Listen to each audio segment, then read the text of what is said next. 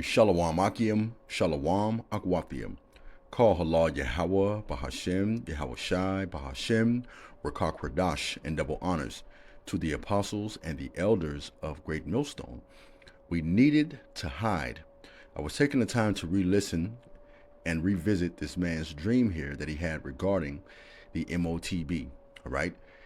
Now, I'm going to play what he had to say in its entirety, but he outlines and goes into very descriptive and or great details regarding what he experienced in this dream. And his dream was regarding when the MOTB, as outlined in the book of Revelation, the 13th chapter, the 16th through the 18th verse, and the MOTB is the mark of the beast. All right, it's the RFID micro C-hip that you see in this photo that I have queued up for you. And let me say this while it's on my mind to say too as well, because prophecy is moving full speed ahead. All right, Elon Musk has also implanted 2 more patients in Canada with the brain MOTB. All right, okay. Now, if you can recall, approximately about a year or so ago, he was approved in Canada to start practicing this on patients. Okay. Now, before I get back to this man's dream here, let me grab a few scriptures because it's outlined in 2nd Ezra, the 16th chapter on down. Okay, this is according to prophecy that the hopeful elect will have to move about the earth like pilgrims and hide in various places. All right, I'll read a few scriptures, then we'll get right back to this man's dream here. And it reads this: so that one man shall desire to see another and to hear his voice. I want to pause right there because you have to consider what's going to occur on the earth that's going to have one man desiring to see another man and to hear someone else's voice. That goes into your martial law, your FEMA camps, your alligator Alcatraz, and simply during this time period, many people are just simply going to get put to death. Verse 28, and it reads, for of a city there shall be 10 left, and 2 of the field. Here's the point: which shall hide themselves in the thick groves and in the cliffs of the rocks. And that's what that man is going to go to in his dream that he had there. But I'm going to read a few more precepts and get right back to that dream. Verse 29, and it reads, as in an orchard of olives, upon every tree there are left 3 or 4 olives. Or as when a vineyard is gathered, there are left some clusters of them that diligently seek through the vineyard. Verse 31, even so in those days there shall be 3 or 4 left by them that search their houses with the sword. Now I want to go back to this dream here. And again, I'm going to play this in its entirety because he goes into great detail in what he experienced in this dream. And this dream is also a part of future prophecy, as we're going to delve into more in this particular lesson. And I hope through the spirit and the power of Yahweh, Bahashem, Yahweh Shai, that this lesson is edifying. Let's get right into it. Died. All the kids who went. Okay, I've never made a video like this before, and it's been eating at me inside to at least tell you guys what I've been seeing.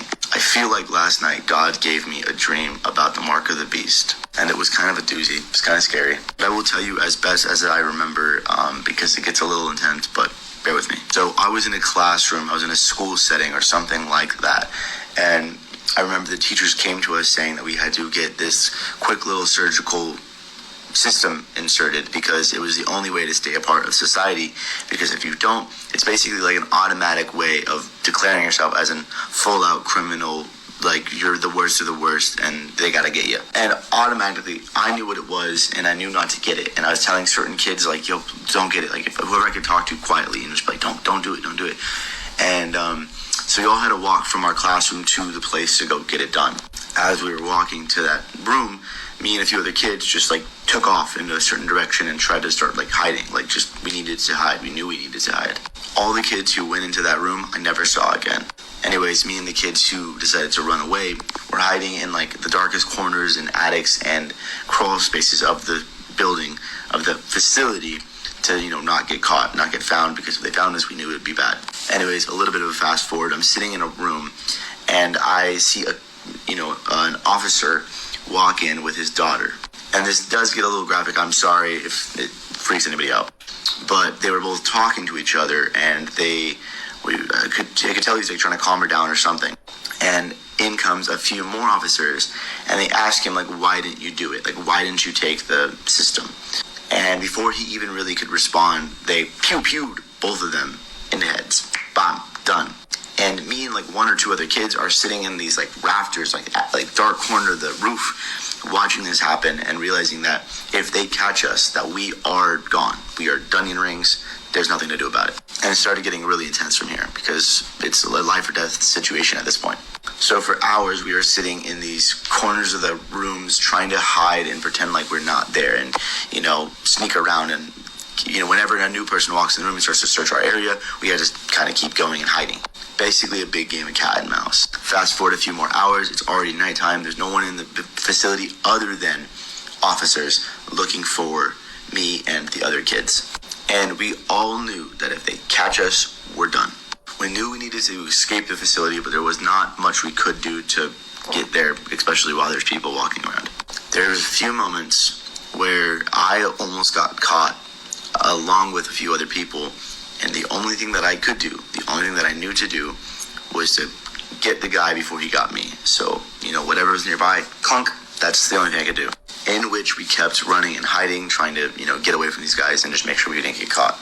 Sadly, I watched one kid who wasn't a part of my group in the immediate time get caught. They pulled him down from the thing and pew, right then and there. And we all saw it. Trying to maintain our composure, we eventually did find a way out. We did get out of the facility and we sprinted into the nearby forest. Fast forward again, I enter another warehouse situation with a bunch of other people who didn't take the mark. And I remember that things were very, very on edge. There was almost no food, not a lot of weapons. We didn't really have anything. And I watched a group of girls run inside the building holding up a sign. It's 3, 2, 1. As soon as they put 0, they were hiding, and a truck pulls up with a bunch of people in it, a bunch of officers, and they get out and they start searching the area. And I knew the only thing that I could do was go and hide in the rafters again. I had to get up somewhere high and hide. And it was so scary because I was trying really hard not to knock anything over. In the area that I was in, there's a bunch of tools and stuff in this warehouse, and one little nut or screw falling off where I was would tell them, hey, come get me. It was pretty terrifying. And so anyways, I was up in the rafter. I got my way up there, and I watched these guys start to really search every single corner of this building, and it felt in my gut that it was only a matter of time before they find me. So I had to just keep hiding. I had to keep finding a way out. And then I woke up, and man, it felt really real. It felt extremely realistic, and there was some other details I won't go into because they were just a little bit more graphic, but it was real. It was there. I was there. And part of me just knows that when this mark actually comes, when the mark of the beast actually comes, this is how it's going to be. It's going to be at a point where if you take it, you're part of society, but you deny God. And if you don't take it, you will be. But again, I don't know. I'd rather go and be for my belief in God than be conformed to whatever society wants me to do. At least I know I'm going to the kingdom. There's been some other times I've had some really crazy dreams like this, and if you want me to share some of those too, please let me know in the comments and show some love on this post, because this is so far from anything I normally post. But it felt like I had to tell you guys, I had to warn you guys, because I do believe that this system is on its way out. It will be coming in our lifetimes. I don't know, man. At least I think. It's scary. But I do know. We stop there. You get the point.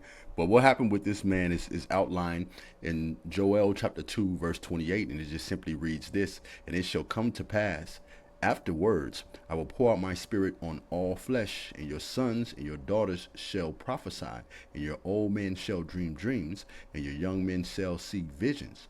Also, I will pour out, pardon me, and also on my manservants and on my maidservants I will pour out my spirits in those days.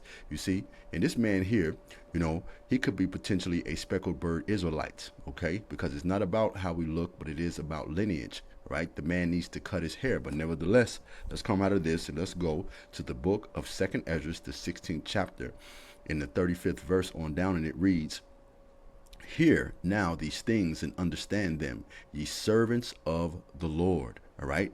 Remember, the things that are written aforetime are written for our learning. Behold, verse 36, behold the word of the Lord, and receive it, and believe not the gods of whom the Lord spake. Behold, the plagues draweth nigh, and are not slacked, as when a woman with child in the 9th month bringeth forth her son, with 2 or 3 hours of her great birth pains compass her womb, which pains, when the child come forth, they slack not a moment. Even so shall not the plagues be slack to come upon the earth, and the world shall mourn, and sorrow shall come upon it on every side. Remember, this is the hour of trial. This is the hour of temptation. When this rolls out, this is going to test the entire world. Verse 40 is the point. O my people, hear my word. Make you ready to thy battle, and in those days, in those evils, be even as what? Pilgrims upon the earth. You see, and pilgrims are known for doing what? For traveling, for moving around, moving about. And that's what the elect are going to have to do in that day, because for those of us that don't take that device, all right, we're not going to be a part of that system, okay? All right? And if we are of the elect, we're going to be steadfast, and we're not going to take that device. Let me come from here. Let me go to the book of Matthew, chapter 10, verse 22 through 23. And it reads this: And you will be hated by all for my name's sake, but he who endures unto the end will be saved. When they persecute you in this city, flee to another.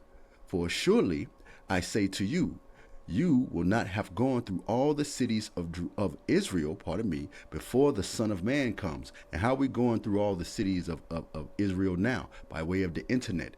This gospel is being preached. This word is going out, all right? And the truth is spreading. It's permeating, all right? It's pervasive throughout the whole earth, okay? Let me come from here. And let's go to the book of Revelation, chapter 6, verse 10 through 11. And it reads this: Because as the man mentioned in his dream, for those that didn't take the device, they were being put to death, all right? And that's also a reality that we have to consider too as well. Essentially being put to death and or, having our heads chopped off for not taking this device.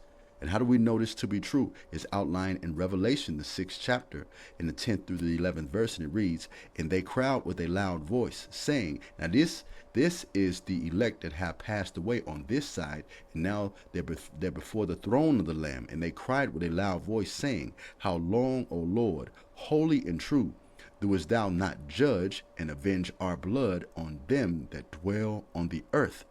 Verse 11, And white robes were given unto every one of them, and it was said unto them that they should rest for a little season, until their fellow servants also and their brethren that should be killed as they were should be fulfilled. You see, it's part of prophecy that some of us are going to be put to death for our faith, our hope, and our trust being in Yahweh Bahashim Yahweh Shai. All right? But for those of us who are of the hopeful elect, the scriptures tells us this: precious in the sight of the Lord is the death of his saints, just roughly paraphrasing. And if we are of that number, we're going to endure, even if that means death. And I hope through the spirit and the power of Yahweh Bahashim Yahweh Shai, that this quick lesson, it has been edifying. Shalom. Technology has advanced to an extent where we use finger scans and face IDs full-fledgedly. But when it comes to implanting chips under the skin, it doesn't seem to have reached its full potential. The act still feels like a gimmick rather than a modern robotic human. And such is the scenario when this technology has already existed for many, many decades. Now, would you ever get an electronic chip under your skin? The chips planted under the skin tend to carry the RFID technology. Now, RFID, or radio frequency identification, enables technologies like tap to pay and subway cards. So in case you don't want to carry your bags and bank cards to pay, you can have such chips installed under your skin. One can also install sensors and avoid carrying keys to home and unlocking cars.